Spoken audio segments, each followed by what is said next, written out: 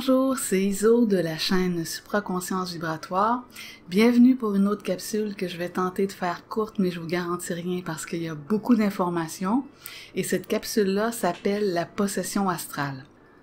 Donc, le cas de la possession dont on est tous victimes, puisque tout le monde pense, donc tout le monde est possédé à certains niveaux. Possession veut dire astralisation.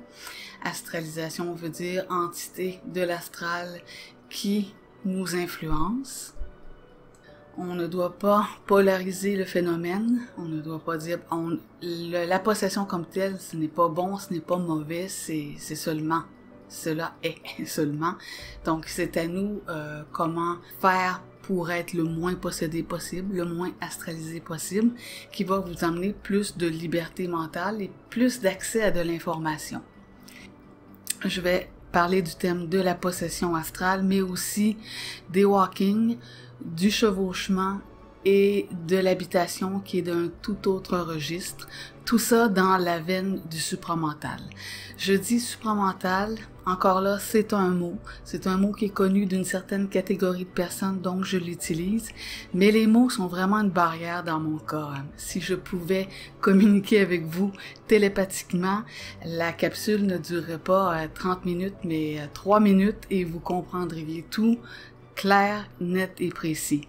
Malheureusement, depuis la tour de Babel, qui a été une intervention du demi-urge pour justement confondre les hommes qui, dans ce temps-là, avaient des résidus de capacité télépathique. Donc, pour eux, la communication était beaucoup mieux qu'aujourd'hui. Regardez aujourd'hui autour de vous, des problèmes de communication sont à tous les niveaux. Alors, ce n'est pas que le demi-urge a confondu le langage des personnes, puis qu'il y en a un qui a commencé à parler chinois, puis l'autre italien, et l'autre anglais, et l'autre français. Non, c'est que ils ont perdu leur capacité télépathe. Donc, ils n'avaient que le langage pour se rabattre, si on peut dire, et d'où là la confusion énorme. Donc, exemple, quand moi je vous parle du corps éthérique, les gens qui ont un petit bagage spirituel vont penser que c'est tout de suite l'enveloppe, le corps subtil qui est tout de suite après le corps physique. Il y a le corps physique, le corps éthérique, le corps astral, mental, causal, etc. Là, vous voyez ces corps-là, c'est pas du tout de ce corps-là que je parle, qui pour nous fait tous partie du corps astral et qui est inné à la naissance, on est avec ça. Le corps éthérique, je devrais peut-être plutôt l'appeler corps de gloire. C'est un corps qu'on se construit à l'aide de la lumière, à l'aide de l'électricité, à l'aide de prise de conscience. Donc c'est pas du tout le même truc, mais je comprends que les gens font référence à ce qu'ils connaissent. Donc vous voyez, c'est un des barrière de la langue, et il y a plusieurs mots comme ça, comme supramental. Avant de commencer dans notre sujet de possession astrale, je vais vous expliquer un petit peu plus mon travail. J'aime pas ce mot-là parce que c'est pas un travail. Encore là, le mot quoi utiliser comme mot? Ni mission. Un homme dans le supramental n'a aucune mission. Ce qu'on m'a demandé de faire est d'engrammer la matrice avec une certaine vibration féminine, avec l'accent québécois, qui est une vibration, en fait. Mon travail consiste à ça. Engrammer la matrice pour un autre temps. Donc, je travaille pour un autre temps. Je suis hyper contente qu'il y ait des gens qui peuvent en bénéficier présentement, parce qu'il y a des gens qui sont un peu à cheval aussi entre deux temps, entre deux mondes, entre deux dimensions, entre deux états, si on peut dire. Alors, j'enseigne beaucoup les morts, comme vous savez. J'engramme la matrice pour que si il y a un blackout, il y a un reset, je vous en parlerai dans une prochaine vidéo. Ce savoir-là, qui va être engrammé dans une strate matricielle, va toujours pouvoir être récupérable par d'autres entités qui vont venir, par d'autres personnes qui vont pouvoir activer ce savoir-là. Donc, ça, c'est vraiment la base de ce que je fais, et il ne suffit qu'une poignée d'individus qui écoutent ces vidéos-là, moins de 10 personnes même. Donc, très contente de voir le nombre de personnes, dépassée par le nombre de commentaires sur le blog, je dois vous le dire. Désolée si je ne peux répondre à tout le monde. C'est un manque de temps, c'est par manque de temps, c'est pas parce que et aussi par beaucoup de petits bugs qui sont arrivés sur le blog, mais sinon, c'est vraiment par manque de temps. Bon, sautons dans le vif de notre sujet qui est la possession astrale. On a tous l'image hollywoodienne péjorative de la possession astrale ou la possession... Quand vous pensez possession, vous voyez, je suis sûre, des personnes qui lévitent sur un lit ou une tête qui fait le tour à 360 degrés. L'extrême de l'extrême. Ce sont des cas qui arrivent, ce sont des cas qui existent, extrêmement rares. C'est plutôt, dans le cas de ces films-là, c'est plutôt un phénomène de walking, c'est-à-dire que l'entité de basse vibration prend totalement possession du corps de la personne. La personne n'est plus là, elle n'a plus aucune possibilité d'action.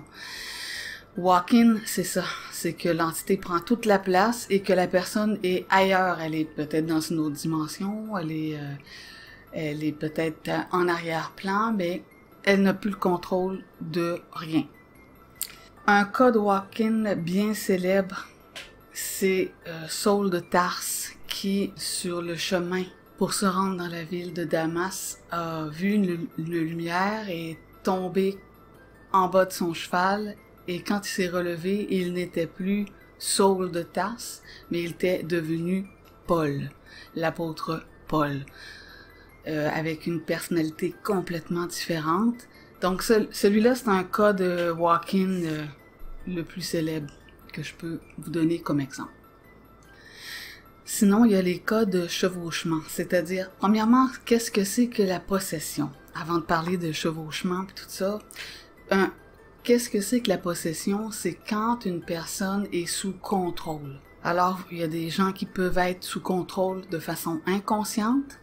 Il y a des gens qui pensent que c'est eux qui pensent, et quelquefois les pensées vont les amener à dire des choses qui vont dire « mais pourquoi j'ai dit tel truc? Comment ça se fait que j'ai dit tel truc? » Ou ils vont faire des actes et ils vont dire « ça a été plus fort que moi ». C'est un cas de possession, un cas de possession d'une personne qui est inconsciente, mais il y a des cas de possession où les personnes sont conscientes. Alors, on parle plutôt de chevauchement. Le cas qui me vient présentement, c'est des rituels vaudous où les gens se font volontairement chevaucher par une entité. Ils sont semi-conscients de ce qui arrive. Ils sont comme en transe et ils peuvent soulever des poids, ils ne sentent plus la douleur. C'est un cas de chevauchement. Des personnes qui sont schizophrènes aussi, sont au courant qu'il y a une personne qui leur parle, mais ils n'ont pas le contrôle sur cette voix-là. Ils en souffrent et c'est un cas de possession avec chevauchement. Alors, pour résumer, pour que vous me compreniez bien, la possession, c'est la domination de votre territoire mental par une entité astrale et la majorité des humains sont inconscients d'être possédés, et malheureusement. Et pour ceux qui sont conscients, il y en a qui sont conscients, comme dans les cas de channelers, là, qui sont conscients qu'il y a une entité qui parle à travers eux. Ils ouvrent le canal. Ils sont consciemment possédés. Possédés égale astral, astralisation. Il y a des saints, des mystiques qui ont été possédés par une voix. Comme ici, moi, je reste près de Montréal. Il y a le cas du frère André, que je pense qui a été canonisé, où lui entendait une voix qui lui disait d'aller construire un oratoire sur telle montagne. Tout ça. Il ne pouvait pas s'opposer à cette voix-là. Il était sous complète soumission, domination, spiritualiser ces voix-là, que la personne pense que c'est une entité supérieure. Et quand je vous ai déjà dit, il n'y a personne de supérieur à l'homme. Alors, c'est des cas de possession mystique, spirituelle, mais ça n'en reste pas moins de la possession. Il y a des gens dans les hautes sociétés, parmi les familles de l'élite, qui veulent être possédés et ils veulent être possédés mais par des entités spécifiques, des grandes entités reptoïdes ou même si possible un archonte. Pour eux, ça serait le top du top. Donc vous voyez que pour nous c'est affreux, mais pour d'autres c'est presque un honneur d'être l'hôte d'un parasite mental. Donc, deux formes d'humanité sur le même plan avec totalement différents. Et c'est pour vous dire qu'on ne doit pas polariser ce phénomène, mais le regarder froidement pour pouvoir le décortiquer, le démystifier et qu'il y ait moins d'emprise sur nous, afin que vous deveniez maître de votre propre rayon. Parce que tant que vous n'arriverez pas à maîtriser et à contrôler ce qui se passe dans votre tête, vous êtes sujet à une certaine domination. À la différence d'une habitation, l'habitation, c'est quand une personne a un contact télépathique avec une entité systémique du plan mental et que cette communication se fait dans les deux sens. Ce n'est pas à sens unique. C'est-à-dire que dans un cas de possession, quand vous allez recevoir une pensée, vous n'êtes qu'un récepteur, vous n'avez pas la possibilité de dialoguer avec cette entité-là. Vous recevez et après ça, ça fait comme une boucle dans votre tête, vous y pensez et puis ça peut créer de la souffrance, du tourment ou vous emmener à poser des actes ou à dire des choses qu'après ça, peut-être vous regrettez. Parce qu'il n'y a aucune intelligence dans la possession, il n'y a aucune information qui peut vraiment vous aider à percer les arcades de votre mystère personnel. Par contre, avec un contact télépathique avec les plans mentaux qui est un échange non astralisé, ça vous permet de comprendre beaucoup de choses et d'avoir accès à de l'information ou à de la lumière qui ne vous magnétisera pas, qui ne vous mesmérisera pas comme dans le cas de la possession ou des pensées qui vous amènent à droite, à gauche, mais qui va vraiment vous allez être focus, ça va être clair, net et ça va être très libérateur. Exemple, lors d'un contact, exemple avec l'ajusteur de pensée, l'ego est toujours secoué et ça fait que vous développez une conscience intelligente par rapport à l'invisible. Vous êtes capable de contester, de vous opposer et de développer une identité et même une autorité. Je vous parle souvent de développer de l'autorité. Et c'est ça le but de l'aide systémique qui vous accompagne. C'est de toujours vous amener à plus d'intégralité, de toujours vous amener plus vers votre souveraineté. La relation avec les plans de l'invisible doit cesser d'être à la verticale et devenir à l'horizontale, c'est-à-dire que le contact doit être fait d'égal à égal. Vous allez être testé aussi si à un moment donné vous avez contact avec l'ajusteur de pensée ou avec les êtres du plan systémique. Ils vont vous tester à quel point que vous êtes capable de vous opposer à eux et d'avoir une certaine autorité face à eux. J'ai un exemple qui me vient. Dans le blog, je reçois des commentaires. Mon contact a de la difficulté avec la curiosité mal placée ou de la curiosité malsaine, on va dire. Quelque chose qui vous aide pas dans votre développement personnel, mais une curiosité... Par contre, les gens, des fois, ils veulent savoir, donc on peut répondre sans toutefois aller encourager cette curiosité-là. Et je me mets souvent en opposition en disant, quand il veut pas répondre, je lui dis de répondre, parce que moi, je peux pas répondre. Donc, je lui dis, on va répondre à la personne. On va répondre. Réponds. Et il me dit tout le temps, c'est bien ce que tu fais, parce que t'es pour l'homme. Je suis pas pour lui, moi, je suis pour vous. Et c'est ça l'amour qui n'est pas arrivé sur Terre, c'est l'amour entre les hommes contre ces forces occultes-là. Et c'est pas ça qui se passe présentement. Les hommes entre eux sont divisés et ils ont l'amour des plans invisibles et de toute cette bande-là qui vont venir prendre toutes sortes de déguisements pour vous séduire, vous mesmériser, vous hypnotiser, puis vous allez tomber dans le panneau et vous allez spiritualiser ces êtres-là comme ça s'est fait dans l'involution. Avec le supramental, c'est complètement différent. La relation est totalement différente. Et votre ajusteur va peut-être vous tester et si vous êtes si vous avez assez d'autorité pour rentrer en opposition avec lui, il va vous dire c'est ça qu'il fallait que tu fasses. Mais il vous le dira pas avant, il va vous le dire après. On est continuellement testé par l'astral, mais aussi par les plans mentaux. Il faut le savoir. Aussi, un autre truc que je dois vous dire pendant que ça me vient. Dans l'astral, il n'y a jamais rien de gratuit. Vous demandez beaucoup de choses dans l'astral et vous recevez aussi. Et quand vous recevez pas, soyez presque content. Parce que avec l'astral, tôt ou tard, ils vont vous faire payer. Vous n'avez pas à demander rien. Vous avez déjà tout. Sauf que votre trésor n'est pas ici dans la matrice. Il est dans le plan de la lumière avec votre esprit. Il faut que vous trouviez, vous, le moyen de faire descendre cette richesse-là afin de pouvoir l'exploiter ici, dans la matière. Donc, je vais en reparler. C'est que là, ça m'est venu, puis il fallait que je vous en parle, parce que dans le blog, souvent, les gens sont dans la demande, et dans l'astral beaucoup, et ils font des pactes avec l'astral sans s'en rendre compte. Vous devez savoir que ces gens-là adorent faire des pactes, créer des alliances, des contrats avec l'humain. Ils en raffolent. Ils vont toujours venir essayer de pactiser avec vous et les gens en font à tous les jours inconsciemment, donnent leur consentement, font des transactions astrales que j'appelle.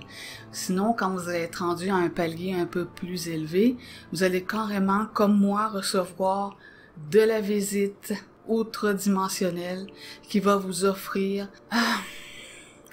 ce que votre âme désire. Donc, si vous avez un désir d'argent, vous allez pouvoir jouir de la richesse dans cette matrice, ou du pouvoir, ou de l'amour, si vous voulez vivre l'amour, qui, bon, on en reparlera de ça.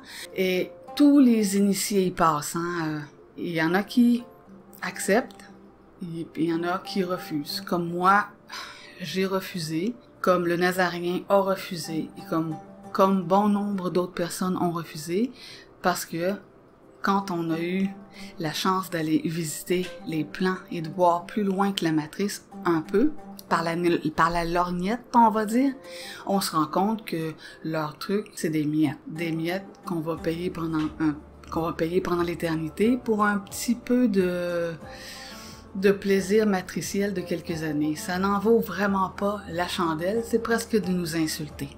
Bref, les gens vont demander comment on fait pour sortir du phénomène de la possession, puisque dès que nous pensons, c'est une forme de possession.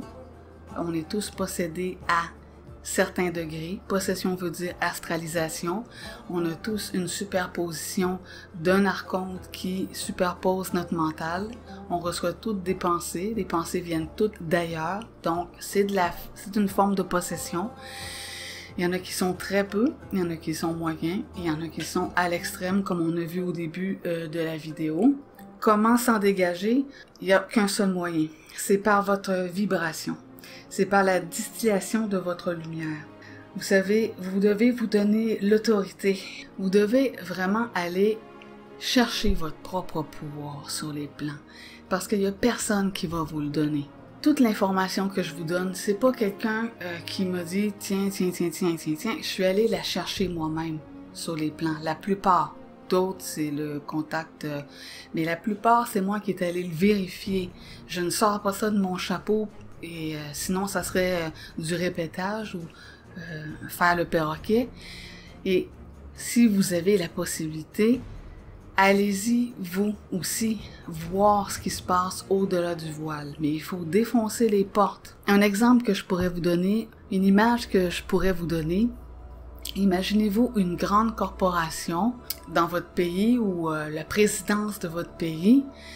Imaginez que vous allez voir le chef d'entreprise ou le président de votre pays et que vous lui dites « Moi, je veux ton poste ». Je ne pense pas qu'il va vous le donner. Le président va dire, si tu veux ma place, ben, fais ce que j'ai fait moi-même, va en campagne électorale et bats-toi pour avoir cette place-là. Même chose pour le chef d'entreprise, il va vous dire, moi j'ai fait beaucoup de sacrifices pour arriver à cet endroit-là. Si tu veux venir chercher ma place, il va falloir qu'on se batte presque, hein? C'est pas du combat à main nue, mais dans les sphères astrales, c'est la même chose. C'est un combat vibratoire et vous ne vous donneront pas, ils vous donneront rien. Il faut que vous ayez cherché cette place-là, extirper le pouvoir. Le pouvoir, ça va toujours se gagner, il s'arrache tout le temps. C'est rare que quelqu'un va vous donner quelque chose dans la sphère astrale. Donc, c'est l'image la plus fidèle que je peux vous donner de comment on va chercher l'information.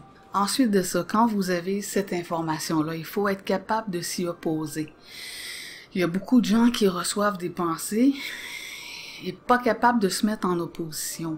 Filtrer ces pensées, c'est justement de pouvoir se mettre en opposition face à elles. Est-ce que c'est intelligent? Première question. Et souvent dernière, parce que ça va tout de suite répondre. Ensuite de ça, vous la gardez ou vous la chassez. Quand vous allez être capable de contrôler ce phénomène-là, vous allez réfléchir beaucoup moins et vous allez vous activer beaucoup moins psychologiquement. Les pensées qui affluent dans votre tête créent toujours une certaine tension et c'est ça qui vous empêche de comprendre des notions qui se pensent pas comme dans le cas du supramental. Parce que dans la supraconscience vibratoire, on traite du réel et le réel ne peut pas se penser. D'ailleurs, le plan Montciel ne peut pas se penser et je vais vous dire pourquoi. Et ça inquiète beaucoup de gens parce que les gens qui ont suivi mes vidéos disent « Bon, un coup que nous sommes rendus aux portes dans le sas entre l'astral et ce monde-ci, monde intermédiaire, comment faire pour reconnaître le plan éthérique, pour éviter de retourner en astral? » Les gens cherchent à visualiser un peu alors que ce n'est pas réfléchissable ou pensable. Parce que si vous pouviez y penser, ça serait capté et intercepté par les archons. Donc, ils pourraient facilement vous mettre des bâtons dans les roues. Donc, il y a des choses que vous ne pourriez jamais penser pour justement vous donner la chance, rendue là, d'avoir des impulsions dans votre mental. Vous allez savoir quoi faire. Vous allez avoir de plus en plus de clarté et vous allez vraiment savoir où vous engager. Ce qui est difficile dans la décorporation, c'est que, comme les moines tibétains, vous savez, dans le livre des morts tibétains, le Bardo Thodol, les moines associent le sommeil, la nuit quand vous allez vous coucher, à la petite mort et à la décorporation, à la grande mort. Et c'est exactement ça. C'est pour ça que ces moines-là, quand un des moines mourait, allaient chuchoter pendant des heures et des heures à l'oreille du défunt de prendre tel ou tel parcours pour pouvoir avoir une réincarnation un peu plus favorable. C'est pour ça que c'est si difficile, parce que nous sommes comme dans un état de rêve. Alors, je vais dans une autre vidéo parler du rêve parce qu'il va falloir vraiment que vous travailliez sur cet aspect-là, qui est assez difficile de faire des rêves vivides ou lucides, mais qui est possible. C'est possible d'avoir des réflexes. Donc, c'est toute là la difficulté de rester conscient, en autorité, pour pouvoir justement prendre le chemin de la libération. En terminant, vous savez que ce savoir-là, ce n'est pas quelque chose d'intellectualisable, si le mot se dit. L'homme doit vraiment individualiser sa conscience. On doit sortir de la conscience collective. Donc, encore une fois, je dois être la seule sur YouTube à dire ça. Faites attention avec qui vous partagez ces vidéos-là. Ne les partagez pas. Je sais pas si je peux vous demander ça, mais soyez sûrs, ça ne se parle pas, ça ne se discute pas, ce n'est pas quelque chose de psychologique ou d'intellectuel. Ce n'est même pas quelque chose qui se croit. C'est quelque chose qui se perçoit, qui se vibre, qui résonne en nous, qui vient réveiller certaines choses, qui vient activer, comme les gens dans l'autre temps vont être activés par un savoir qui va être engrammé. C'est la même chose pour vous. Si ce que je dis fait du sens pour vous, si c'est intelligent pour vous, vous le gardez. Sinon, vous passez votre chemin. Il y a une mer astrale de vidéos qui va vous convenir. Moi, je polarise rien. Absolument rien. Même il y a quelqu'un qui m'a dit que je polarisais le demi-urge. Je ne le polarise pas du tout. Je le décris. Il fait son travail comme les archontes font leur travail. Ils ont leur travail à faire en tant que gardiens de bétail dans la matrice. Si je dis que telle entité est colérique, tout ça, ce n'est pas que je le polarise, c'est que je le décris. Alors, je ne polarise rien. Et même pas les personnes qui ne sont pas de ce temps-là, où c'est parfait. On a chacun notre temps cosmique. Si ce n'est pas pour vous, vous passez votre chemin et allez sur d'autres vidéos. Ils sont légion sur le net. Parce que dans l'involution, les gens ont beaucoup cru et voyez jusqu'où ça a amené. Donc aujourd'hui, dans le supramental, les gens ne peuvent plus se permettre de croire. On a tellement peu de liberté ici-bas que justement cette liberté-là, vous devez vraiment vous l'approprier, de toujours garder votre identité par rapport à n'importe qui vous parle, que ce soit moi ou que ce soit quelqu'un d'autre. C'est votre liberté, justement. Et moi, je veux vous mener vers votre souveraineté à vous. Vous avez tous les outils. Plus vous êtes connecté avec votre esprit, plus vous avez tous les outils pour vraiment percer votre chemin à travers l'astral. Alors j'espère que cette capsule vous aura intéressé sur la possession et comment s'en dégager en ayant toujours plus de contrôle et savoir ce qui se passe dans notre mental, mettre un stop et un holà à ces entités-là, être capable de riposter quand une pensée nous vient. Ayez pas peur, faites-le à l'intérieur, pas besoin de le faire à haute voix. Être capable justement de faire le tri et d'obtenir par le fait même une certaine paix dans votre esprit au lieu d'être pris avec une statique mentale, une pollution due à une possession, une astralisation, une magnétisation d'entités qui vous bombardent de pensées et d'impulsions, de toutes sortes d'implants, de désirs et ce sont les morts qui vivent à travers vous. Donc, être conscient et de pouvoir faire des choix. Enfin, vous pouvez faire ces choix-là sur votre propre personne individuellement. Je vous dis à bientôt pour une autre vidéo. Merci.